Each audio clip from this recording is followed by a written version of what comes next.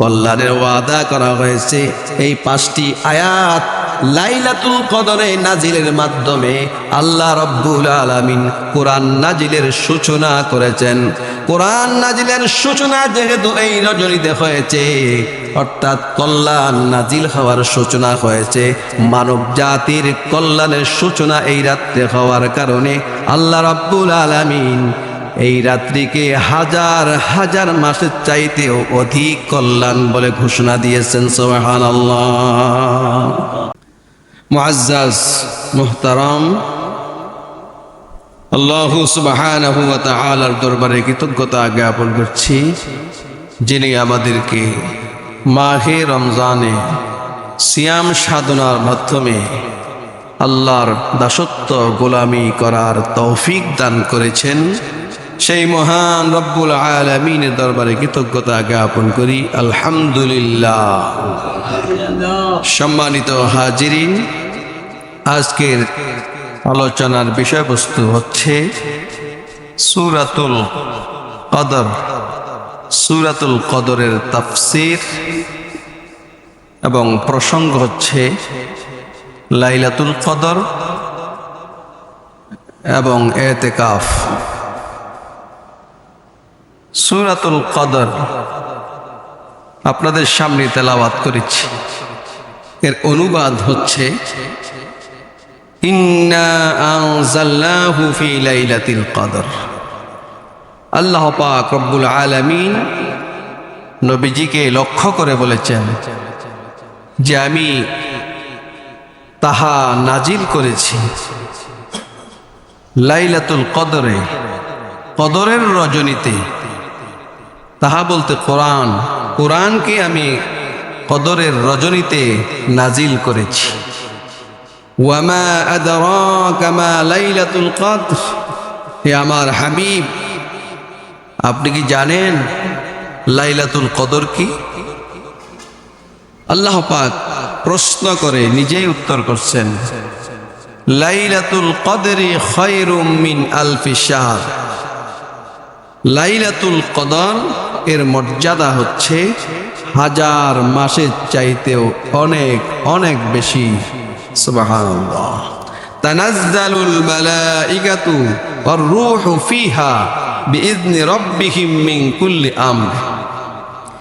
এই রজনীতে জিবরাইল আলাইহিস সালাম বিশাল ফেরেশতাদের বিশাল বহর নিয়ে, জামাত নিয়ে জমিনে অবতরণ করেন এই রজনীতে এবং বান্দাদের জন্য দোয়া করেন। এই দোয়া ফেরেশতারা মিলে জিবরাইল আলাইহিস সালাম করতে থাকেন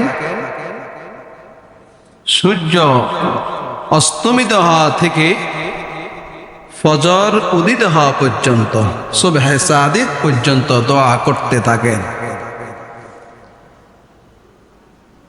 এই আয়াত, এই সূরার তাফসীর সূরা দুখানের প্রথম অংশে বলা হয়েছে, হামিম ওয়াল কিতাবিল মুবিন। সুস্পষ্ট কিতাবের কসম আল্লাহ পাক বলছেন, ইন্না আনজালনাহু ফি লাইলাতিন মুবারাকা। কোরআন নাজিল করেছি বরকতপূর্ণ, আশীর্বাদপূর্ণ এক বিশাল মহান মহামান্বিত রজনীতে। আল্লাহ পাক বলেন, আমি চাই মানব জাতিকে সতর্ক করতে পরকালের আযাব থেকে, ইহকালীন অকল্যাণ থেকে। ফিহা ইউফরাকু কুল্লু আমরিন হাকিম। এই রজনীতে নাজিল হয় বিজ্ঞচিত, বিজ্ঞানসম্মত, জ্ঞান গর্ব বিষয়াদি। অর্থাৎ আল্লাহ পাক রব্বুল আলামিন এই রজনীতে আগামী 1 বছরের জন্য বিজ্ঞচিত এবং জ্ঞান গর্ব বিষয়াদি নির্ধারণ করেন। গোটা মানব গোষ্ঠীর জন্য ভাগ্য রজনী বলে এই রজনীকে ধার্য করা হয়েছে মানব জাতির বিবাহ শাদী, রিজিক এবং বয়স, মৃত্যু, জন্ম, বৃষ্টি সহ যাবতীয় বিষয়ে এই রজনীতে ফাইলপত্র আল্লাহ পাক রব্বুল আলামিন সংশ্লিষ্ট দায়িত্বশীল ফেরেশতাদের হাতে তুলে দেন। সুবহানাল্লাহ। প্রথমে আল্লাহ পাক রব্বুল আলামিন বলেছেন, আমি কোরআন নাজিল করেছি লাইলাতুল কদরে। কদর শব্দের অর্থ হচ্ছে, একটি হচ্ছে মহামান্বিত, মর্যাদাপূর্ণ, ফজিলতপূর্ণ। লাইলাতুল কদর অর্থ হচ্ছে মহামান্বিত, মর্যাদাপূর্ণ, ফজিলতপূর্ণ রজনী। এই রজনীতে, ফজিলতপূর্ণ রজনীতে আল্লাহ তাআলা কোরআন নাজিল করে দিয়েছেন। সুবহানাল্লাহ। আরেকটি অর্থ হচ্ছে তাকদীর। তাকদীর ভাগ্য, মানুষের ভালো মন্দ তাকদীর। এই রজনীতে যেহেতু মানব জাতির তাকদীর নির্ণয় করা হয়, তাকদীর ঠিক করা হয়, ভাগ্য ঠিক করা হয়, এই জন্য এই রজনীকে লাইলাতুল কদর বলা হয়। শুধু ভাগ্যই নয়, গোটা মানব জাতির, গোটা বিশ্বের মাখলুকাতের কল্যাণ নির্ধারণ করা হয় এই রজনীতে। এই জন্য এই রজনীকে লাইলাতুল কদর বলা হয়। এই রজনীর এত মর্যাদা কেন? এই রজনীর এই মর্যাদা হওয়ার কারণ হলো আল্লাহ রাব্বুল আলামিন গোটা মানব জাতির জন্য এমন একটা কিতাব নাজিল করেছেন, যেই কিতাবটা আদম আলাইহিস সালাম থেকে নিয়ে এই পর্যন্ত এমন কোন কিতাব পৃথিবীতে নাজিল হয় নাই। এত ভাগ্য সুপ্রসন্নকারী কিতাব, ভাগ্য সুপ্রসন্নকারী কিতাব আল্লাহ পাক রব্বুল আলামিন মানব জাতির জন্য যেই রজনীতে দান করেছেন, এমন একটা রজনী পৃথিবীতে কখনো আসে নাই, আসবেও না। যেহেতু মানব জাতির কল্যাণ এবং মঙ্গল, ভাগ্য সুপ্রসন্ন করার জন্য আল্লাহ পাক কিতাব দিয়েছেন, যেই রজনীতে, ওই রজনীকে আল্লাহ পাক রব্বুল আলামিন হাজার হাজার মাসের চাইতেও বেশি দামি ঘোষণা করে দিয়েছেন। সুবহানাল্লাহ। আমরা জানি কিতাব নাজিল হয়েছে 23 বছরের জিন্দিগিতে। 23 বছরের গোটা জিন্দিগিতে অল্প অল্প করে কোরআন নাজিল হয়েছে, কিন্তু এখানে বলা হয়েছে যে কোরআন এই রজনীতে নাজিল করা হয়েছে। তার কি উত্তর? তার দুইটা উত্তর পাওয়া যায়। একটা উত্তর হলো আল্লাহ পাক রব্বুল আলামিন লৌহে মাহফুজ থেকে গোটা 30 পারা কোরআন, গোটা 30 পারা কোরআন আল্লাহ পাক রব্বুল আলামিন লাইলাতুল কদরে ওহী নাজিল করার দায়িত্বশীল ফেরেশতাদের হাতে তুলে দেন। যেই রজনীতে আল্লাহ পাক রব্বুল আলামিন 30 পারা কোরআন ওহী নাজিলকারী দায়িত্বশীল ফেরেশতাদের হাতে যেই রজনীতে তুলে দেন, ওই রজনী হচ্ছে লাইলাতুল কদর। লাইলাতুল কদরেই আল্লাহ পাক রব্বুল আলামিন গোটা 30 পারা কোরআন দায়িত্বশীল ফেরেশতাদের হাতে তুলে দিয়েছেন। এই জন্য আল্লাহ পাক এই রজনীকে এত দামি করে দিয়েছেন। সুবহানাল্লাহ। এরপরে দায়িত্বশীল ফেরেশতারা 23 বছরের জিন্দিগিতে অল্প অল্প করে সময় সাপেক্ষে, প্রয়োজন ভেদে তারা রাসূলুল্লাহ সাল্লাল্লাহু আলাইহি সাল্লামের কাছে কোরআন নাজিল করতেন আল্লাহর নির্দেশে। এর অর্থ এই নয় 23 বছর ধরে আল্লাহ পাক রব্বুল আলামিন কোরআন তৈরি করেছেন, কোরআন রচনা করেছেন 23 বছরে। না, 23 বছর বসে বসে কোরআন রচনা করেন নাই। আল্লাহ পাক রব্বুল আলামিন অনন্তকালে আদি থেকে জন্মের সৃষ্টির শুরু থেকে সৃষ্টির পূর্বেই আল্লাহ পাক রব্বুল আলামিন 30 পারা কোরআনকে সুন্দর করে সাজিয়ে রেখেছেন। রাসূলুল্লাহ সাল্লাল্লাহু আলাইহি সাল্লামের উপরে কোরআন নাজিল হবে, কি কি ঘটনা ঘটবে আল্লাহ পাক রব্বুল আলামিন শুরুতেই সব কিছু সুন্দর করে সাজিয়ে রেখে দিয়েছেন। সুবহানাল্লাহ। এই হলো একটা জবাব। আরেকটা হলো এই রজনীতে কোরআন নাজিলের সূচনা হয়েছে। এর পূর্বের যে সূরা, ওই সূরাটি হচ্ছে সূরা আলাক। সূরা আলাকের 5টি আয়াত আল্লাহ পাক রব্বুল আলামিন এই রজনীতে নাজিল করেছেন। ইকরা বিসমি রাব্বিকাল্লাযী খালাক খালাকাল ইনসানা মিন আলাক ইকরা ওয়া রাব্বুকাল আকরাম الذي علم بالقلم علم الإنسان ما لم يعلم। এই 5টি আয়াত গোটা মানব জাতি, শুধু মুসলমান নয়, গোটা মানব জাতিকে আল্লাহ তাওহীদের সবক দেওয়া হয়েছে। গোটা মানব জাতির কল্যাণের নির্দেশ দেওয়া হয়েছে, কল্যাণের ওয়াদা করা হয়েছে।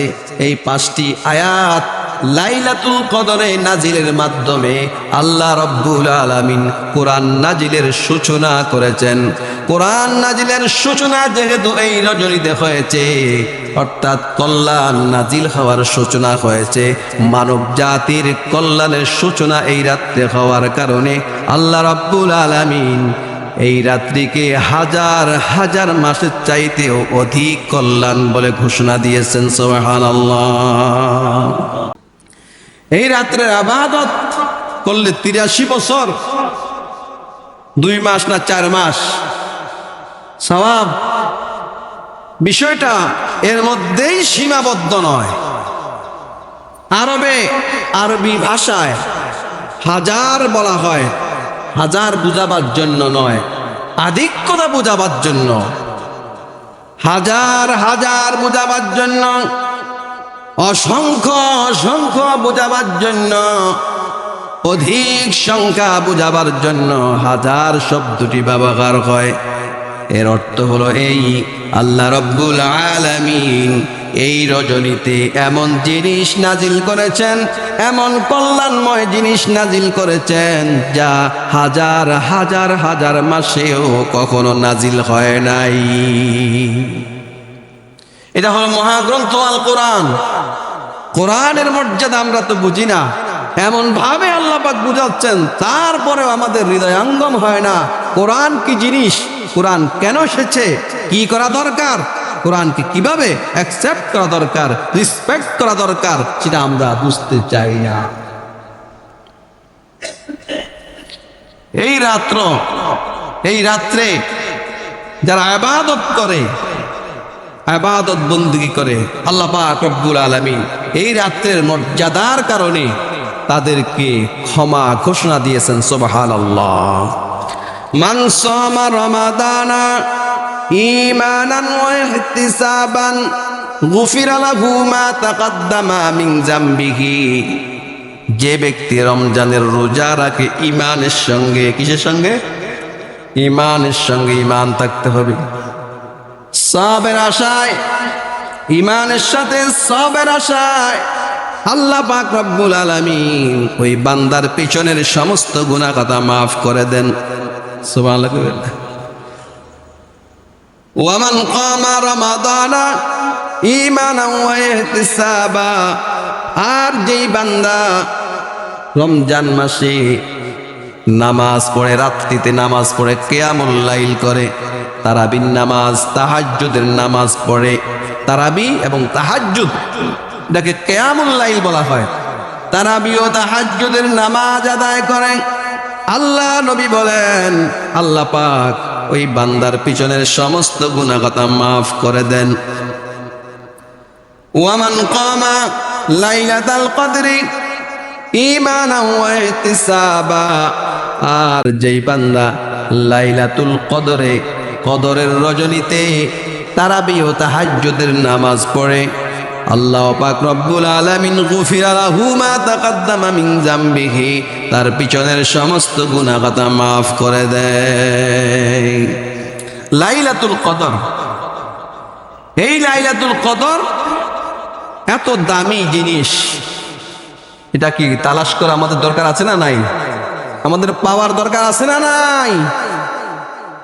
এই লাইলাতুল কদর কবে, কোন রাতে? 41টা মত পাওয়া যায়, 27 তারিখে নয়, নির্দিষ্টভাবে বলা হয় নাই। 41টা মতামত আছে। কেউ বলেছেন সারা বছর ঘুরে, সারা বছর লাইলাতুল কদর ঘুরতে থাকে। এত দামি জিনিস আপনার ঘরে এনে দিয়ে দেওয়া হবে? বিষয়টা এমন নয়, আপনি যা তালাশ করে নিয়ে আসতে হবে। তালাশ করা অত্যন্ত সহজ।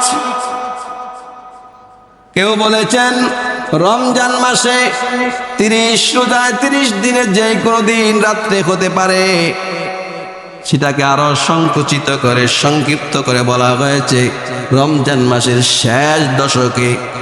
তারপরে আরো সংক্ষিপ্ত করে বলা হয়েছে শেষ দশকের বেজোড় রজনীতে, শেষ দশকের বিজোড় রজনীতে আনা হয়েছে। যদি সারা বছর হয় কোনো সমস্যা নাই, কারণ একজন মুমিন মুসলমান সে সারা বছর নামাজ পড়ে, আল্লাহর বিধান মেনে চলে। তাহলে 365 দিনের রজনীতে যদি লাইলাতুল কদর কোনো দিন হয়ে যায়, তাহলে অবশ্যই তার ভাগ্যে লাইলাতুল কদরের ইবাদত তার ভাগ্যে এসে গেছে, যেহেতু কোনোদিনও সে নামাজ ছাড়ে নাই। আর যারা চাকরি ছাড়া বোনাসের আশা করে, ওরাই শুধু খালি লাইলাতুল কদর খুঁজা ওই দিনে 27 তারিখে ইবাদতের মাজায় গামছা বাইন্দা ইবাদতে নাইমা যায়। আর যারা ভাগ্যবান সারা বছর নামাজ পড়ে, সারা বছর আল্লাহর হুকুম মেনে চলে, 365 দিন বা 354 দিন আরবি হিসেবে যেই রাতেই লাইলাতুল কদর আসুক কোনো সমস্যা নাই, আপনার আমলনামায় লাইলাতুল কদরের মর্যাদা আপনি পেয়ে গেছেন। সুবহানাল্লাহ। এরপরে যদি 30 রমজান, 30টি রোজার 30টি রজনী, যেই কোনো রজনীতে লাইলাতুল কদর হয়, তারপরও তো সমস্যা নাই। আপনি তো 20 রাকাত লাইলাতুল কিয়ামুল লাইল করেছেন, তাহাজ্জুদের নামাজ পড়েছেন, তারাবির নামাজ পড়েছেন, 5 ওয়াক্ত নামাজ পড়েছেন, আপনার তো কোনো সমস্যা নাই। 30 রজনীর যেই কোনো একদিন হলেই তো আপনার আমলনামায় লাইলাতুল কদরের মর্যাদা এসে যাবে। সুবহানাল্লাহ। এরপরে আসেন শেষ দশকে যদি হয়, শেষ দশকে যদি হয়, এবার আরেকটু সহজ করে দেওয়া হয়েছে। শেষ দশকে হলো আপনার কোনো অসুবিধা হবে না, তবে শেষ দশকে হওয়ার সম্ভাবনা খুব বেশি। এই জন্য আল্লাহ নবী শেষ দশকে ইতিকাফ করতেন, ইতিকাফ করে লাইলাতুল কদরকে নিশ্চিত করতেন আমলনামায় আনার জন্য। লাইলাতুল কদর যাবি কই? ইতিকাফ করছি, মসজিদে বৈশা গেছি, লাইলাতুল কদর শেষ রজনীতে। বুখারী শরীফের হাদিস, লাইলাতুল কদর যেহেতু শেষ রজনীতে, দিনে রাত্রে 24 ঘন্টা 10 দিন মসজিদে বসে থাকবো, লাইলাতুল কদর ছুটতে পারবে না। সুবহানাল্লাহ। লাইলাতুল কদর নিশ্চিত করার জন্য আল্লাহ নবী ইতিকাফের বিধান দিয়েছেন। ইতিকাফ যে ব্যক্তি করবে লাইলাতুল কদর নিশ্চিতভাবে সে পেয়ে যাবে। সুবহানাল্লাহ। এই জন্য কানা রাসূলুল্লাহ সাল্লাল্লাহু আলাইহি ওয়াসাল্লাম ইয়াতাকিফুল আলাশাল আওয়াখিরা মিন রমাদান। রমজানের শেষ দশকে নবীজি সারা জীবন ইতিকাফ করেছেন, কোনোদিনও ইতিকাফ ছাড়েন নাই, এবং ঘোষণা করেছেন আল মুতাকিফ হুয়া ইয়াতাকিবুজ যুনুবা, যে ব্যক্তি ইতিকাফ করবে সমস্ত ধরনের গুনাহ থেকে যে বেঁচে থাকতে পারে, যে বান্দা সমস্ত গুনাহ থেকে বাঁচতে পারে, যে গুনাহ থেকে বেঁচে গেল, সে তো শুধু ইবাদত করতেই থাকে, ইতিকাফে বসে ইতিকাফ করতে থাকে, নেকের কাজ করতে থাকে। মসজিদে চুপচাপ বসে থাকলেও নেক হয়, সুবহানাল্লাহ। আর যদি আপনি তাসবিহ পড়তে পারেন, সুবহানাল্লাহ পড়তে পারেন, আলহামদুলিল্লাহ পড়তে পারেন, আল্লাহু আকবার পড়তে পারেন, লা ইলাহা ইল্লাল্লাহ পড়তে পারেন, এগুলো পড়তে তো কোনো কষ্ট নাই। লা ইলাহা ইল্লাল্লাহ বলেন, ঠোঁটও লাড়া লাগতো না, খালি জিহ্বাটা একটু লাড়বেন। লা ইলাহা ইল্লাল্লাহ, লা ইলাহা ইল্লাল্লাহ পড়তে থাকেন। তাহলে আবার 5 ওয়াক্ত নামাজ, আবার রোজা, আবার তারাবির নামাজ, দুরূদ শরীফ, ইস্তিগফার, তাহাজ্জুদ, ইবাদত আর ইবাদত, আপনার আমলনামায় কমপক্ষে 83 বছর 4 মাসের সওয়াব লিখে দেওয়া হবে, সুবহানাল্লাহ। আর কি চাই? আল্লাহ নবীকে দেখানো হলো পূর্বের উম্মতের হায়াত হাজার হাজার মাস, 1000 বছর হায়াত আছে। অনেক উম্মতের 300, 400, 500, 800, 900, 1000, 1200, 1300 বছর হায়াত। এই হায়াতের মধ্যে রাতভর আল্লাহর গোলামি, দিনভর দিন কায়েমের জন্য জিহাদ করত তারা, ইবাদত করত, নাফরমানি করত না। আল্লাহ নবী দেখলেন আমার উম্মত এত হায়াত পাবে না, এত হায়াত পাবে না, আমার উম্মতের কি অবস্থা হবে? সে তো নাম্বারে পিছিয়ে যাবে, রুল নাম্বারে পিছিয়ে যাবে। আল্লাহ পাক রব্বুল আলামিন লাইলাতুল কদর দান করলেন। ফাআতা লাইলাতাল কদরি খায়রাম মিন আলফি শাহর। আল্লাহ পাক রব্বুল আলামিন বললেন, হাবিব চিন্তা করবেন না, চিন্তা করবেন না, আপনার উম্মতকে এমন একটা রাত দিয়ে দেব, ওই রাতের যদি মর্যাদা করে সম্মান দেয়, তাহলে পূর্বের উম্মতরা আপনার উম্মতের আগে যেতে পারবে না। সুবহানাল্লাহ। কদর কিভাবে করবে? যে রাত্র আইলে ওই রাত্রে গামছা বাইন্ধে ইবাদত করবে, বিষয়টা এমন না। সারা বছর চাকরি করতে হবে, তারপরে রমজান আইলে, কুরবানি, ঈদে, পূজা ইত্যাদি অনুষ্ঠানে আপনি বোনাস পাইবেন। তদ্রূপ সারা বছর আপনি যদি নামাজ পড়েন, আল্লাহর হুকুম মেনে চলেন, তাহলে বোনাসের সময় আল্লাহ তাআলা আপনাকে বোনাস দান করবেন, সুবহানাল্লাহ। তো ইনশাআল্লাহ ইতিকাফ করতে আমরা রাজি আছি।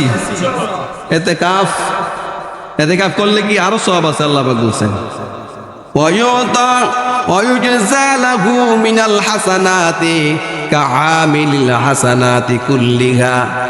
ইতিকাফ করলে ইতিকাফকারীকে আল্লাহ রাব্বুল আলামিন সব ধরনের ইবাদতের সওয়াব দেন, সুবহানাল্লাহ। ইতিকাফে যেহেতু সে বন্দী হয়ে গেছে, ইতিকাফ মানে বন্দী করা, নিজেকে বন্দী করা, আত্মসমর্পণ করা।